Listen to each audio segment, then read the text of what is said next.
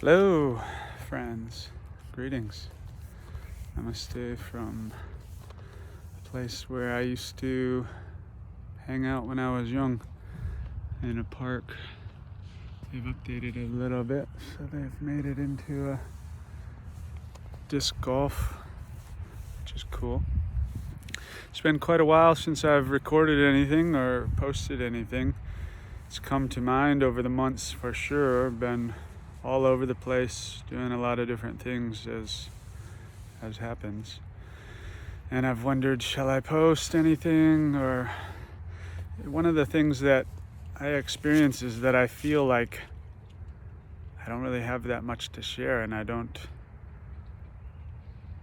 really I'm not interested in just quote unquote creating content or things, but really just sharing if it's something that I feel can benefit others in some way, either from sharing tools and insights that I've gained, or through sharing about challenges that I go through so that others don't feel alone, or something like that, like sharing just some cool, fun, interesting, light perspectives that exist outside of the world of 24/7 news cycles and social media negativity and politics. So I thought that I would share what I've been up to a little bit in these last, it's been like 7 months or something. And maybe it's been 8 months, 7, 8. And then I would share a bit about my current world, like where I'm at with romantic relationships and sexuality, and a bit about some challenges that I've been experiencing on and off over these months, to kind of share, attempt to give a bit more well-rounded perspective. Like, I imagine it can look like, I've kind of lived the dream in a lot of ways. I don't really have any responsibilities. I'm not married. I don't have children. I don't have a job. I live all over the world, and I do kind of pretty relaxed, peaceful things and meet interesting people. And so I don't want it to just look like that classic let me post about how awesome my life is, because it is awesome. I'm super grateful. And also, we all have our challenges, and there are also challenges like this life is pretty awesome in a lot of ways. Like, it's ridiculous. I never thought that I would live life like this. And it does also have its challenges. So, that being said, the last months and the last weeks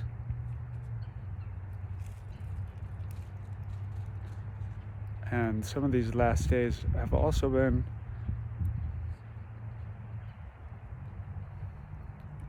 just a bit challenging. And I'm a bit like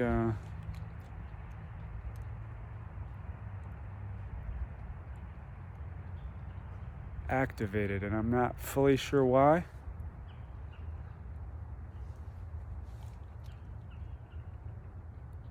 Different reasons, I'm sure, and then some that's just like life.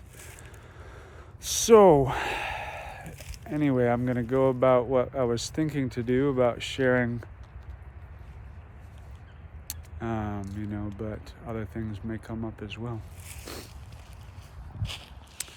So last videos that I recorded, I had just come out of a second 3-month dark room. Really fantastic time. Really grateful, very transformative. I've been seeing the effects continuing in so many ways. Really great. After that, I stayed a month in 2 different forest monasteries in Sri Lanka. Also really wonderful. Sri Lanka is a beautiful place, super tranquil, super lovely. They've really taken care of the nature there. There's wild elephants and animals all over. And then in the monastic environment, in a country that is Buddhist, like Sri Lanka, this is just an incredible experience. The people really revere the monks and nuns. They take care of them in this incredible way, as they have been for thousands of years, and the monks and nuns help them, interact with them, teach them. So that was a very wonderful experience, transformative in its own way, just to know that this is available. Like, it's all over the world, actually. I just came from a small sort of like monastery that was in Maryland, US, where I stayed for a week. But especially in these Buddhist countries, if one is interested in just living a simple, wholesome, tranquil life, they can go to these places and just practice these teachings and live a very simple life, help others, and it's there. So that was wonderful. Then I went to US, celebrate the wedding of my elder brother and my new sister-in-law, and that was wonderful to see them and see family. When I moved to India the first time in the beginning of 2020, I was in the middle of this kind of transition from deep logic, cognitive focus in life, thinking that the intuition and this is just not real and should just plan everything out and figure it out and like do it step by step. And then I began exploring the intuition more as I was studying all of these people who have gone before me, as that quote of Albert Einstein's I've shared so many times. The intuitive mind is a sacred gift. The logical mind is a loyal servant. We live in a society that has forgotten the gift and worships the servant. So as I saw this and heard this, then I began more intentionally exploring the intuition. Not to mention, I just also found more benefit in it. We all use it, whether or not we say it. It's the gut feeling, or it's the knowing what to do, or it's the opposite, where we have a decision to make and we just keep making these lists and trying to figure out what do I do, and we can't figure it out because we're not using the intuition, we're just using logic. So anyway, since I moved to India the first time, life has been much more fluid, and India is a very fluid place compared to more logic-driven West. And so it's gotten to the point to where when I'm in India and those sorts of environments, I really make very few plans. I don't remember the last time I bought a plane ticket more than like a week out, maybe 2 weeks max, but I don't do it. I'm about to head to Taiwan, and I'm like, my people are like, when are you leaving? And I'm like, I'm not sure, maybe next week, maybe sometime, I don't know. Because I use airline miles, and so I can get them late. And life adjusts, and I just go step by step and make decisions based off of the fresh information instead of planning. So I really enjoy doing that, and it's just very natural to me. I haven't done it as much in the West, and so these last 6 months after this dark room and just getting deeper into myself and my practice, that's how it's been. So I wound up at the wedding connecting with someone who had a travel van that I rented for 3 weeks or so, driving around Wyoming and Colorado and beautiful nature, Yellowstone National Parks. Really awesome. And then I decided to take a little break. I've been in the intention of moving towards Taiwan and China, or somewhere else in the Chinese diaspora, because during the dark room, the meditation was excellent, but the body can get a little stagnant, and when that happens, the mind can as well. And so I felt one of the messages was like, let's explore some practice that can support the body and the mind and the energy when I'm in these longer retreats and just in general. Yoga I've connected with over the years, and nothing against it. It's just never really clicked super strong for me. So I have done a little bit of Qigong, which is Chinese energy movement meditation, to put it very simply. And I thought, let's explore that more. There's a lot of interesting things. I've never connected with the Chinese culture, and it's similarly ancient with deep focus of thousands of years into consciousness and the mind and health and the body, just like in India, but in a very different way. So I'm curious to explore that. So I was feeling, all right, let's move in that direction, because if I'm going to study these sorts of things, currently, like, I'm interested in studying with people who are at a very high level, and ideally in a place where it was born, if the traditions are still there. It's a bit challenging, from what I hear from people, to find as much of the old teachers in China, because during the Cultural Revolution a lot of them left or were harmed in some way. So there is actually a large spread out of very respectable and experienced teachers and masters around the world, Chinese, but there are also still some there. I'll just go let it unfold.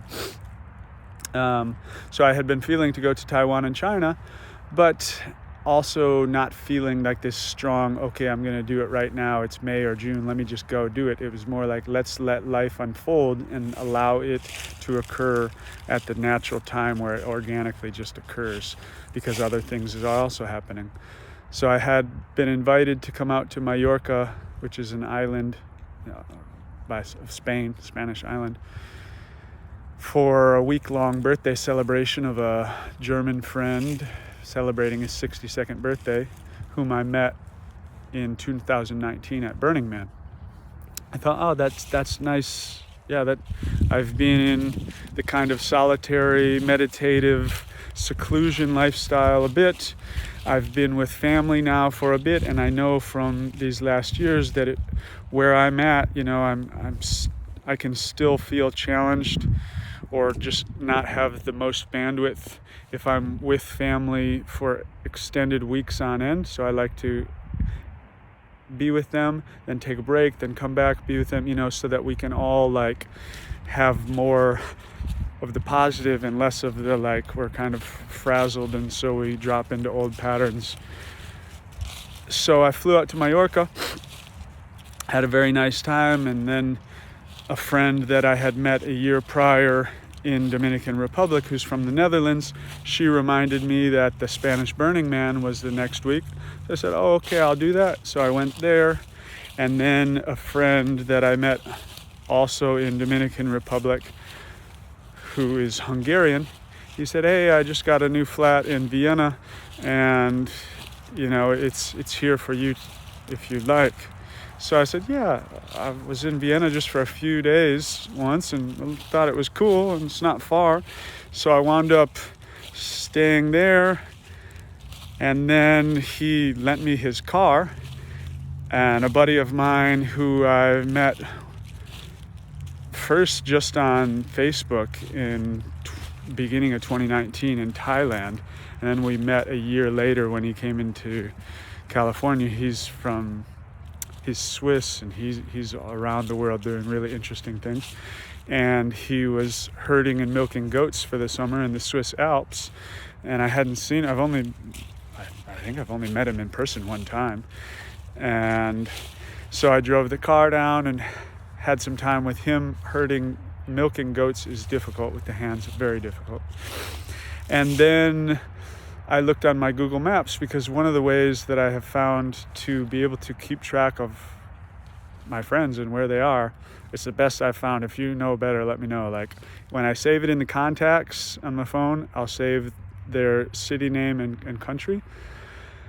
But I'll also go on Google Maps and I'll put a pin in whatever city or whatever country I have friends are in. I have hundreds of them now. And so I looked on map, and lo and behold, nearby is this friend in his mid-50s who I had met last December while we were walking down the street in New Delhi. He's a Swiss man, super interesting fellow, as most people are these days. And so I reached out to him, and he and his husband live not far away, just in a yurt. They used to be, very, very different life, and very interesting people. And now they're just very close to the land and just helping people every day. So I went over there, stayed a little over a week with them. and then went back up to Vienna, wound up being a week in Vienna, a month in Vienna, did some other little things. And while I was in Vienna, I connected with another meditation teacher, practitioner of TWIM, and he's also a Qigong practitioner. So he let me know that there was a retreat coming in England of his teacher, who, after trying many different ones over decades, he and other people that I trust have gone with this teacher. So I said, oh, okay, that's a possibility. I'm intending to go to Taiwan and China, but I'm fluid. I'm not attached to that. And this is happening next week. Why don't I go to England and check that out in a couple weeks? So I flew into Glasgow, Scotland, because it just so happened that an old friend from college, who I haven't seen since college, he just moved to Glasgow from Australia a couple days prior, had a few days with him, then went up into the Highlands of Scotland and stayed on and off for a week or so, and then a handful or maybe a week camping with a Scottish friend that I've only met once in San Diego in 2018. And then I went down, attended the retreat, had a great experience, but decided, no, this is not the practice for me. I'm going to continue moving towards Taiwan and China. But let me just explore UK a bit, because in the last year, I carry a large backpack, large one. It's a big one. And I've been carrying a small 2-person tent that fits right in there. It's an excellent tent by Nemo. Shout out to Nemo. Really appreciate the quality of intuitive, well-built products that Nemo makes for camping. And so I packed my bag, for Mallorca, Spain in June. And I wound up, this is like now September, October, I'm in the Highlands of Scotland and England. I was not packed for that. I didn't have jackets. I didn't have a sleeping bag. I just had like a little liner and some blankets. But what I would do is actually, I would walk around and just kind of living life. I would take a bus or do whatever, or see some friends, and then go into some small town and have a picnic in the park, maybe hang out at a cafe, do some reading. Pretty much always have at least one, usually a couple deep conversations with people that I meet, sometimes people that are living on the street, sometimes people in a cafe, sometimes friends. Then as it's getting dark, I would just get on Google Maps and look for some stand of trees, some foliage, and I would walk over there, and if it looks good, I would just set out the tent and I would sleep there. And I did that the majority of time that I think I wound up being 6 weeks in Scotland and England. And that's the most I've ever done it. And it was really freeing and really enjoyable to, one, just have the freedom to do that. I'm blessed that I received some money from the VA disability payments, and I received some money from past real estate investments. But in the US or the UK or Switzerland, it's not a lot. It's difficult to survive on if living the way that I'm living. Like if I had a long-term lease, then it would be more affordable. But yeah, I can't afford to go to a hotel every day or something like that. So just that mental freedom of like, there's no, I'm not limited now about how long I can stay or whatever. I can just pop up the tent wherever. And then, I like this environment. It's quiet. There's birds. There, you can see squirrels running around. You can smell the leaves. Like, to me, I find hotels very sterile. So I usually stay in an Airbnb or in a hostel. But even that, like, you're in the city sometimes and it's noisy and you don't hear birds, you don't see the stars at night, and it was really fantastic to experience the freedom of this. It was a bit of like, it was also a bit life-changing just to know, hey, yeah, this is actually available. I'm good with this. Like, and never getting hassled or bothered by people. You know, I feel no danger or concern. I'm really enjoying the sounds and energy of the nature, and it's free and it's beautiful, and I see different places, and if I need or want, I can, of course, you know, I would get rooms sometimes or stay with friends or whatever.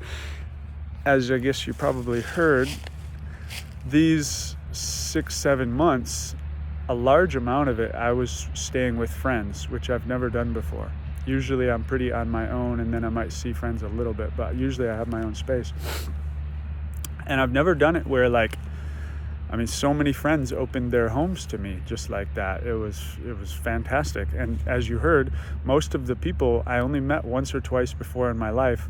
All of them I met in some other location around the world before this time.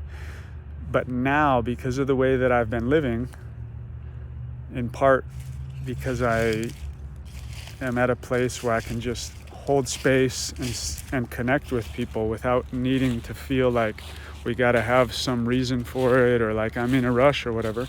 I'm able to have deeper interactions with people, even if we only meet once or twice, to where we build a nice connection, to where subsequently, you know, he lets me stay in his flat for a month and take his car for 3 weeks in Switzerland, or, you know, like all those sorts of things. And that was really fun and cool, because it's like, oh, I've only been living this way for a few years, and this is happening in, like, I was in like 9 countries this year, which it's crazy. Actually, I'm going to be in Taiwan probably, so that's like 10 countries, and that was not my intention at all, you know. And everywhere I go, I know people, and that's awesome. Super cool. I'm very grateful. So I think I'll kind of wrap it up there. Basically, I hung out in UK some more for like 3-4 weeks. I was like, wow, it's awesome. I don't know what people are talking about, these gray UK weather. And then it came and it was just drizzle for days on end, just raining. And I'm like, okay, I don't have any winter clothes. I don't have a sleeping bag. I was staying in a cool place in Oxford. The daughter, I believe she just turned 50, of a good friend who's in his 70s that I know from Thailand, but he's Kiwi. And we only met one time, you know, in 2019. But he connected me with his daughter, and she opened up her space there in Oxford. Real cool place, real cool time. So I decided, all right, I'm going to come to US. And I'd also had some other things going on. I've also been feeling like, okay, this time has been really awesome, and I'm ready to move more into more focused practice time. I'm ready to, throw the discs over there. Ready to get like a little bit back into practice, and not just like living life of like doing this normal stuff of eating and seeing friends and reading and chilling, but like getting a bit more seclusion and practice and things. So that is why I decided to fly to US to see family, to change out my travel gear, get some colder clothes, and also to do another thing around relationship, which I will share next.